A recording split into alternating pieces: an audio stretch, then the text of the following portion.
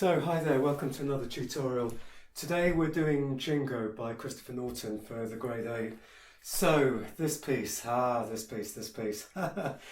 know, I pride myself on basically being able to take any piece, finding what there is to love in it, and, you know, no matter what it is, and just kind of, you know, bringing it to life.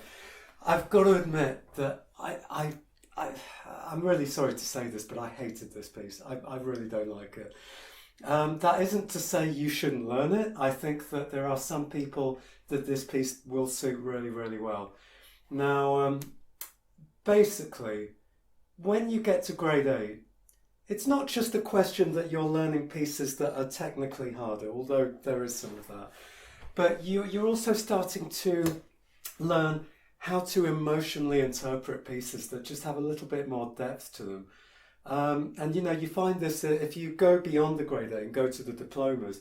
For example, the second highest diploma is the one with the most technically difficult pieces in it. And I think this is something a lot of people don't get about classical music. It's not just the technique. So the second highest diploma has got all the Chopin etudes, the list, all the really difficult stuff. And then the level above that is actually not technically as difficult, but it's full of immense emotional, large-scale structural difficulties. That is more difficult. And I've got to say, you know, that actually in this year's selection of grade 8 pieces, there are a lot of pieces that are very, very ambitious emotionally to interpret. This is not one of them. So, you know, and by the way, don't get me wrong. You know, I am actually a rock guitarist. I'm a rock and jazz guitarist. I don't know if you've checked out my other videos, but I arrange jazz. So, you know, I'm not being snobbish about it. I love rock and jazz. You know, that my life would be incomplete without rock and jazz. But I'm really sorry, but what is this? What is this at grade 8 level? I'm being really harsh. So basically, some of the things that I don't like about it are like a micromanagement and like overly fussy detail about where you put pedal, where you put accents, what you do where. It leaves no room for interpretation. So personally, I've pulled it around a bit and done stuff a little differently to what's written down in places.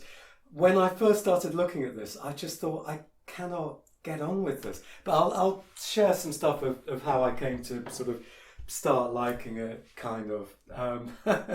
Anyway, so, you know, my motto, the thing that I nag my students about all the time, basically, is look for what there is to love. Always look for what there is to love.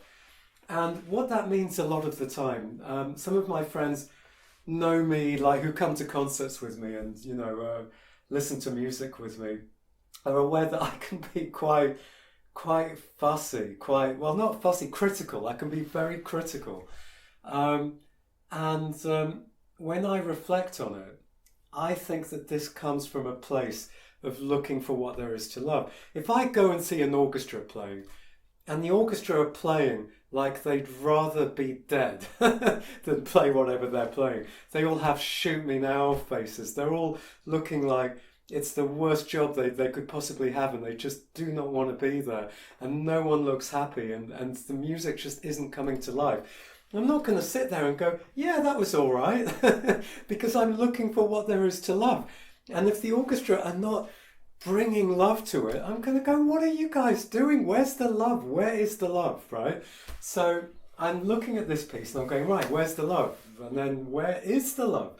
Now, Norton, I have a lot of respect for him because he is a very, very good writer of jazz for beginners and early intermediate. He knows how to make jazz that sounds good with a very few notes, and that youngsters will enjoy, and that isn't too complicated. He's very, very good at that. He absolutely nails that. My impression with this piece, I'm really sorry, my impression with this piece is that there was a paycheck at the end of it. It was like, oh, okay, let's do something that's instead of appealing to the grades 1 to 5 market, I'm going to go for the grade 8 market, and I'm going to go for something a little bit more difficult. And it just feels completely manufactured. It's like there's just dollar signs, you know, and I mean, I'm really sorry, you know, saying this. You know, like, it starts off promisingly enough. So far, so good. Yeah, so far, so good. I quite liked it so far. Although I'm a little bit, I am a bit like, why pedal there? And yeah, even if you do that on a proper Steinway, you know, Model D, Model B, I still question why you're told to put pedal there. I actually think it sounds better short and crisp. I mean, it just seems overly managed to say, you know, I don't, anyway, that's a tiny quibble, but and I quite like it so far. Great, okay, so whatever.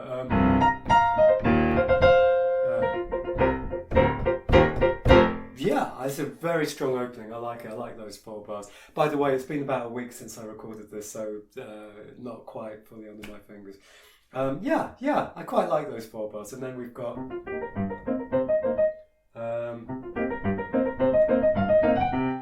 maybe. I'm not fully convinced, but I'm not totally sure about this. Not completely sure. It doesn't really fit under the fingers all that well. I don't think a real jazz pianist would do this. This is like somebody who is used to writing easier jazz going, I'm going to write something more difficult for grade 8. Because even like most grade 8 and diploma level pieces, most of them are written by people who still make stuff that feels nice for your hand. This just doesn't feel nice for the hand. But anyway, it's still like, okay, it's not too bad. Actually, no, to be honest, it's a bit too pentatonic for me. It's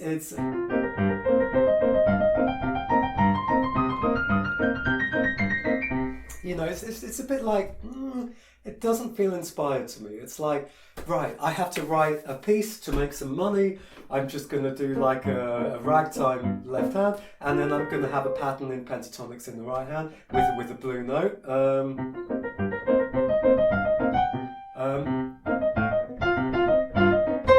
And then make it syncopated. And then by the time it repeats, I'm like, no, this is kind of boring.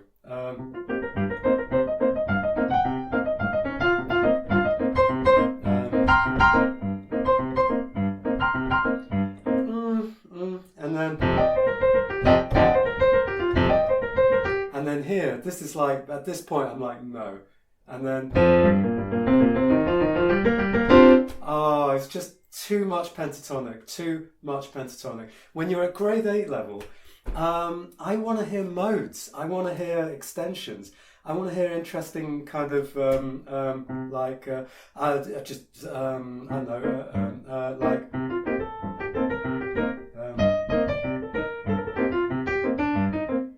you know, just off the I don't know, you know, just not it could be.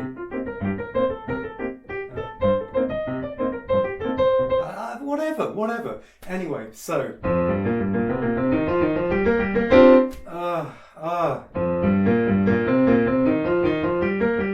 it's just patterns. And then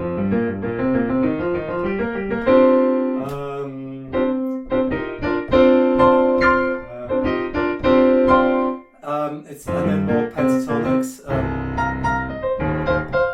It's just all pentatonics, all pentatonic and blah blah blah. Now it did come from, I think, you know, rock preludes. Okay, it's rock, but anyway, I'm going to cut all my moaning. I'm going to try and cut all the moaning short.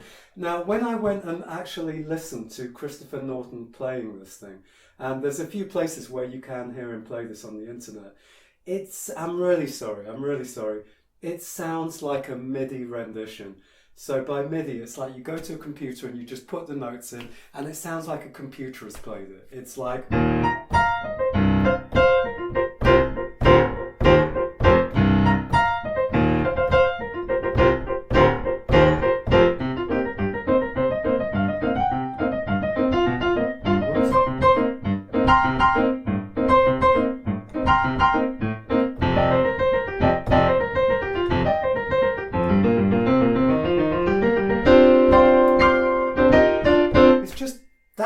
That's it. And then there is a version that has an actual rock backing track with electric guitars and drums. It sounds like Grange Hill for people in the UK who remember that. It really reminded me of Grange Hill, but it's just like...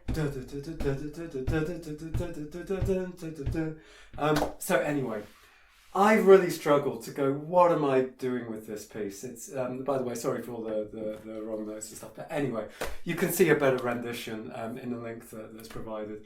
I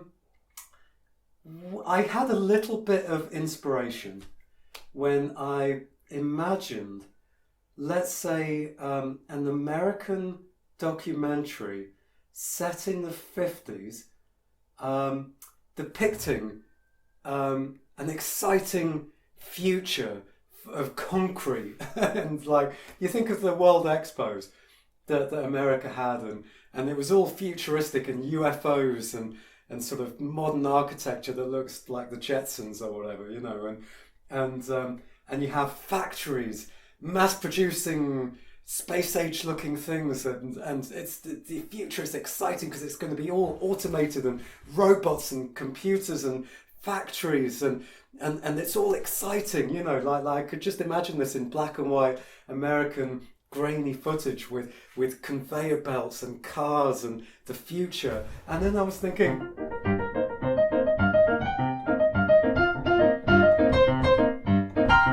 and then that made me more interested and more excited in this, because then the things that I didn't like about this piece, which is its sheer repetitiveness and sort of chunk of repetition, none of it's very organic. And then I thought, actually, I could kind of get excited by thinking that this is like going back in time many, many decades and imagining an exciting automated future where you just sit at home and the robots do your work for you. Of course, now this would be a horrific idea that everything is automated. But back then, people were really excited by this. So then this is like these exciting production lines of the new mass production, and how exciting is all this going to be? And then I found, okay, I can feel like I'm doing something here and not just rattling off notes. Because I've got to say, if you are the kind of pianist, and I know that there'll be some of you, I hate to say it, but maybe the stereotype might be sort of young teenage lads. But there are, you know, there's girls on YouTube who are playing this piece as well. But you know, I'm thinking there might be some being stereotyping, and this isn't going to apply to everybody. But you know, I'm imagining there might be young teenage lads with very, very good technique, very like playing fast, like showing off. Perhaps might not be so comfortable yet with really, really deep emotions and sensitivity. This piece is perfect. So, you know, there's nothing wrong with that. In many ways, I was a little bit like that when I was a teenager. You know, I had yet to develop a lot of the sensitivity. But, yeah, because what you have to do to play this piece is basically just play the right notes in the right order with all the markings. And if you do that, you're just going to fly through this. That wasn't enough for me with this piece. I just got so bored. So like you have a choice, and also because this is a piece that plainly at some point was designed to be played with a backing track. There are people on YouTube who actually play this with presumably a CD that comes with rock preludes, and they go, and there's actually like a CD that they're playing with that's got drums and bass and electric guitar. So bearing that in mind, if you are playing rock, and you are playing rock that's going to be played with drums, it has to be absolutely metronomic because you're playing with drums.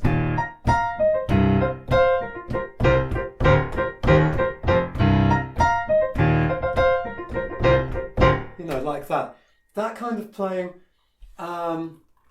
If you are playing on your own in a grade 8 exam, I don't think that kind of very metronomic drum beat way suits it. So this was kind of like a conscious decision that I made with my rendition. It's a bit looser.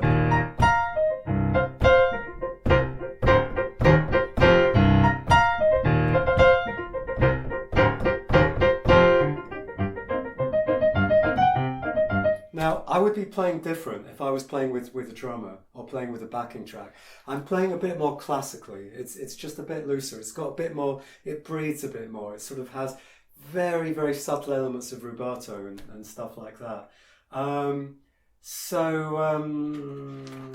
Yeah, by the way, at this stage, I should mention that at the moment I look through this, there's one thing that is obviously going to make people anxious, and that is...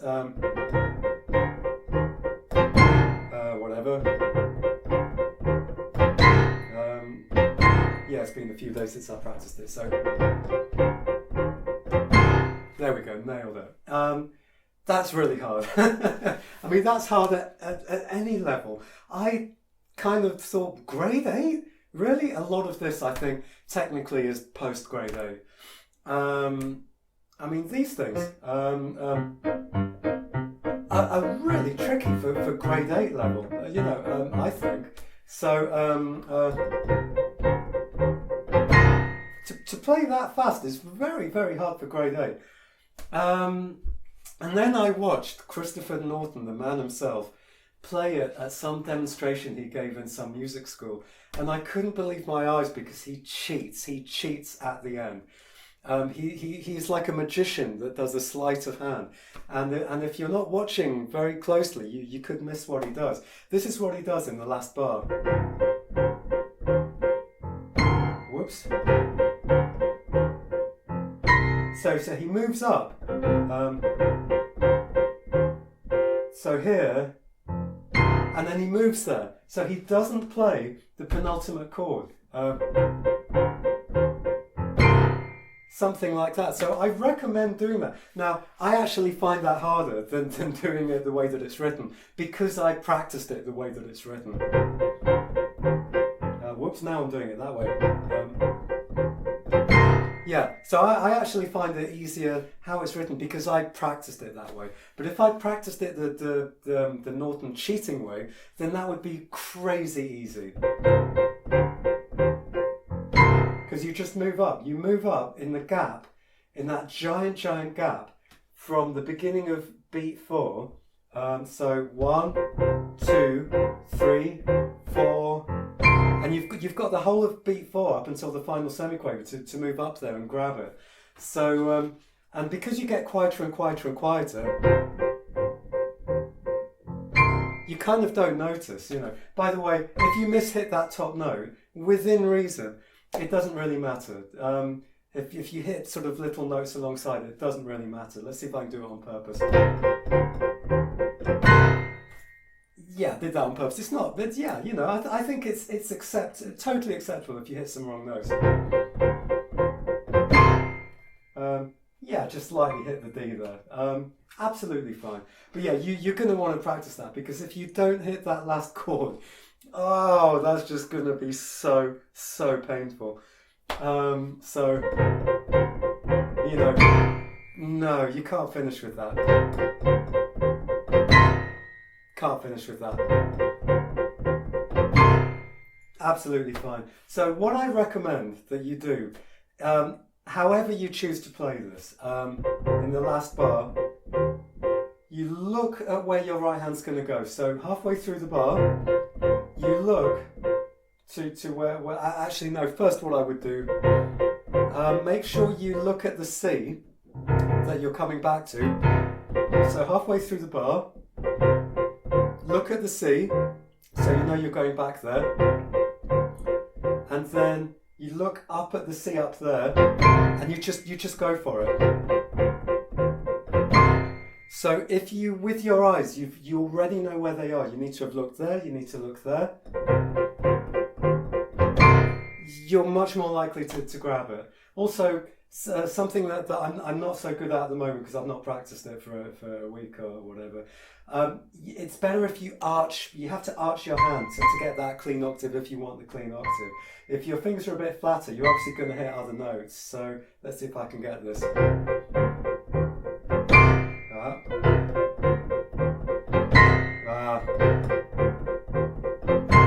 Yeah.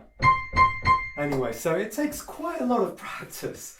It's going to take you a lot of practice to be able to just get that cleanly.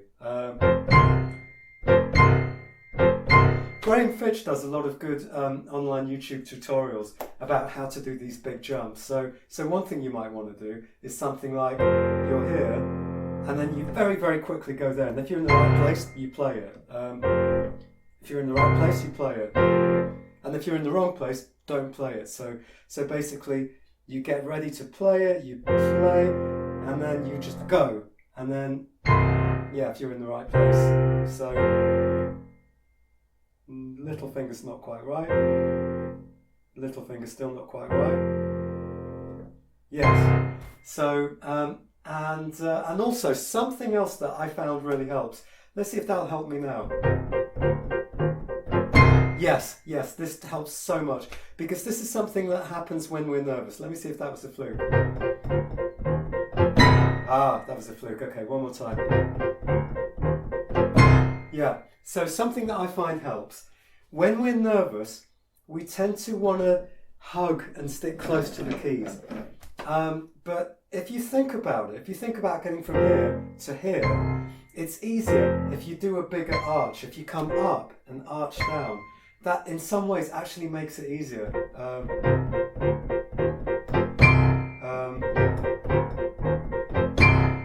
Yeah, and I'm slightly miss-hitting the wrong note. It doesn't really matter all that much. If you try and just go sideways,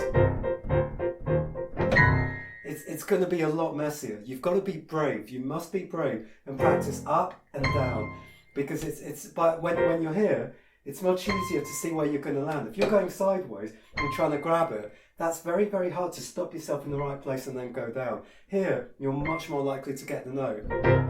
So, for example, as you leave, you're already making the arch to arrive in the right place.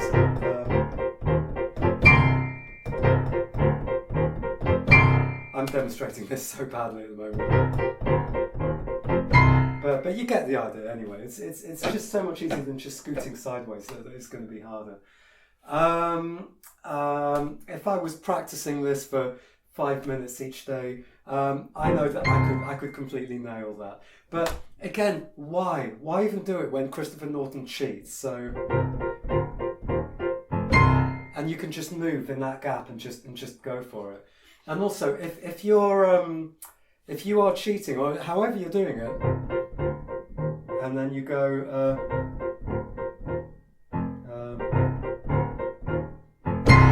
And then you really, really just go for it. But even if they notice that you cheated, by the time you go, let me get that left hand,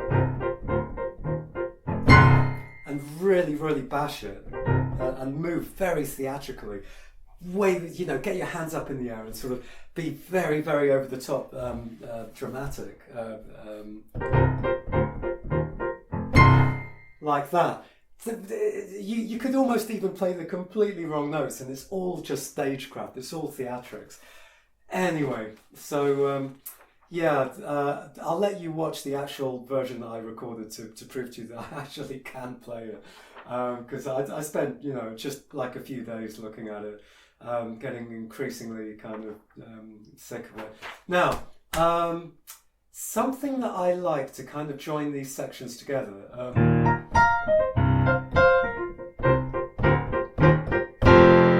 I like to just not play that last note staccato. So this is the way that it's written.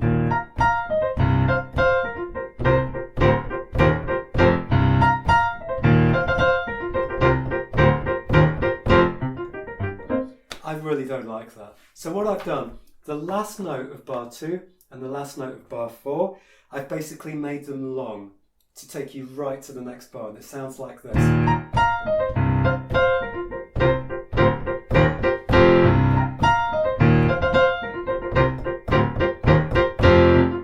And then I use a little bit of pedal as well so that I can get my hands to the next thing. And I think that works so much nicer. I think I'll probably do it in some other places as well, like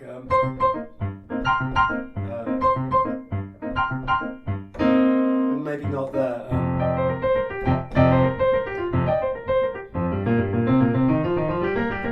Where else do I do it?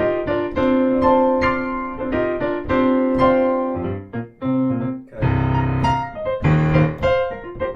No, basically those are the places. Now, bar 15, I don't like short. I don't like short. And I've seen a few other pianists who've put up tutorials already in the kind of week or 2 weeks afterwards. I think are doing similar things. I don't think, I mean, basically it sounds to me like I just want to hear more of that note. So if we go from bar 13,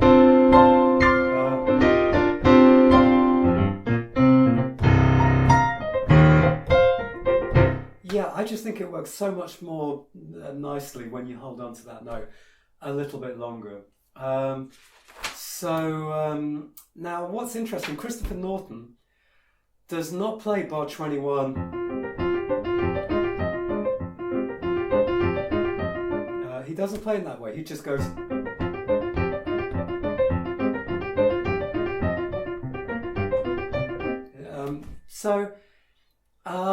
I prefer it with these cross rhythms. So to get the cross rhythms, most of my students are really, really scared of lifting their hands up. Lift your hands up.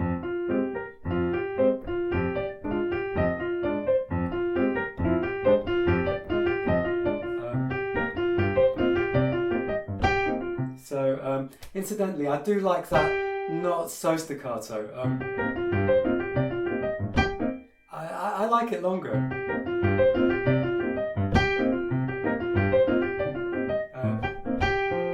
And then here, from bar 25, this is where you can put a little bit of expression in and pull it around a bit.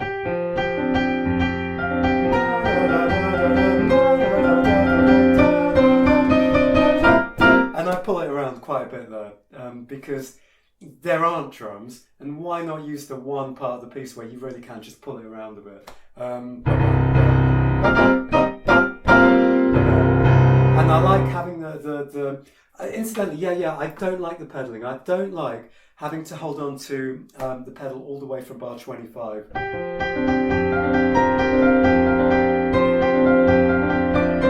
mean, no, it just doesn't work for me. I just prefer normal pedaling. So I think I'm pedaling every half a bar there. I mean, yeah, you could just pedal the whole way through. Again, it's just lacking in subtlety, that kind of pedaling. And then I'm just a bit more flexible with my pedaling. I just use intuition a lot more than all the things that are marked here. By the way, forte, bar 5, I just don't think is even possible. How can you play non-legato forte?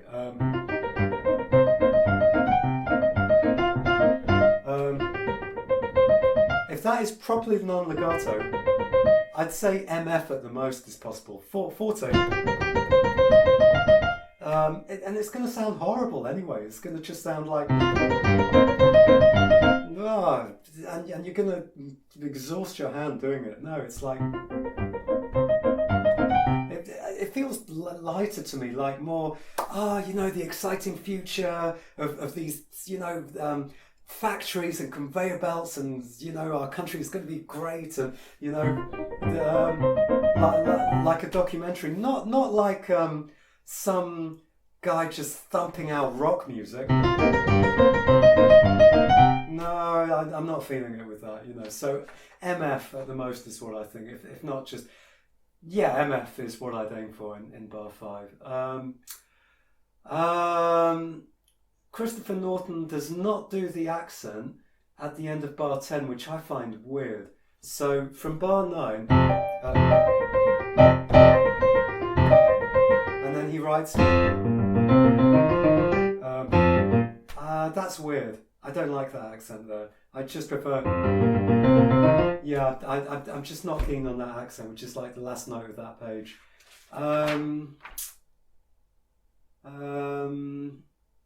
Yeah, there's quite a lot of fingering changes that I've put into here.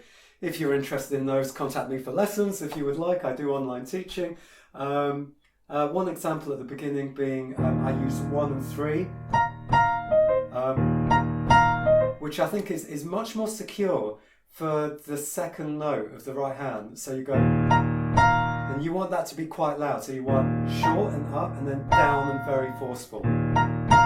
So, and I've rubbed out the fingering, but whatever fingering it was, I don't think and that allowed you to have, and to be really firm with coming back down there. 1 and 5 again, I don't think I was particularly keen on. I've changed it to 1 and 2. So, you know, things like that I've changed. And yeah, anyway. Oh, yes. So, other little things that I've added to just make it more interesting. These interesting rhythmic patterns. I quite like bar 18. It's just the way that it's all structured together. It's just like, let's just take this idea, let's take this idea, and now I'm just going to write them down and give me my money. I'm sorry, but it really does just come across that way. So bar 18, I like it. If it wasn't just repeated incessantly. Bar 16 as well. Bar 18. So now what I like, because you've got 3 bars of this. 3 bars of this is a bit much, really. Bearing in mind the piece is so short. This piece is too short for grade 8, in my opinion. It's just like over instantly. So bar 18, it happens 3 times with a slight change at the end of bar 20. So what I like a little bit of an accent on the final quaver. So 1, 2, 3, 4, here. I quite like a little bit of an accent. Just gives a little bit more suspense, right? If you just do it the way it's written.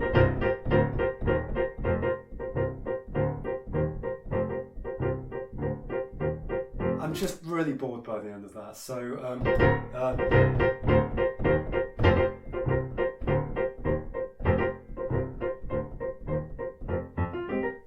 I find just makes it a little bit more interesting. I can't believe I've actually given this like over half an hour. I think that's most of it. Most of the things that I would want to say about it. Yeah, I mean it's a tricky one because there's not. It's a difficult decision for the list C pieces of the ones included in the book. I really like Snow, Moon and Flowers. And although I think it's a bit lightweight for grade 8, if I'm honest, but it's a very beautiful piece. Not keen on Bartok. But I think Jingo might be a good choice for people who maybe are still maturing in terms of emotional expression. And it would go really well with the Bach Fantasia. I think it could go really well with that one. Then probably the other piece that would go well, the list B piece would be the I think out of all of those, probably the second one, the B2 of the ones in the book, is probably the one that needs the least emotional sensitivity and depth. So yeah. I think that's really all I want to say about this one. I don't think there's that much more to say about it. And yeah, I grew to not hate it quite so much, mainly because I just enjoyed seeing it as the soundtrack of this. If anyone has anybody seen Koyaanisqatsi by and this film has a soundtrack by Philip Glass, and Philip Glass's soundtrack is just basically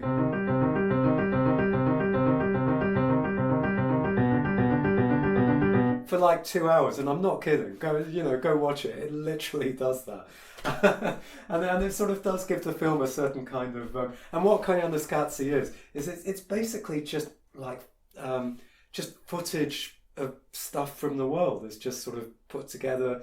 It's sort of it's quite a few decades old now, and it's just randomly spliced together. Well, not random, but just lots of splices of life and modernity and the futuristic life and all kinds of stuff like that, and modern urban living together with and it has a very particular flavour to it. And this, if I'm very, very generous, makes me think of that.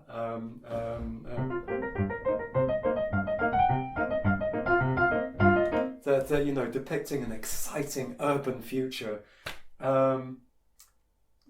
as seen from the past. So anyway, that's.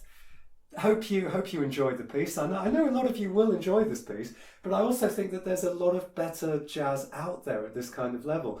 Like, for example, in last year's Grade A, the 2 years before this, the Grade A is a piece by the Russian composer who sadly just died recently, Kapustin. Now, Kapustin is writing some pieces, although most of them are way more difficult than this, and for this kind of level, I recommend that much, much more. But anyway, yes, hope you enjoyed the tutorial. Hope you didn't mind me moaning too much about it. Hope I haven't put any people off who otherwise would have enjoyed doing it. I'm not saying you shouldn't enjoy it. Go knock yourselves out with it. But yeah, there it is. So yeah, enjoy.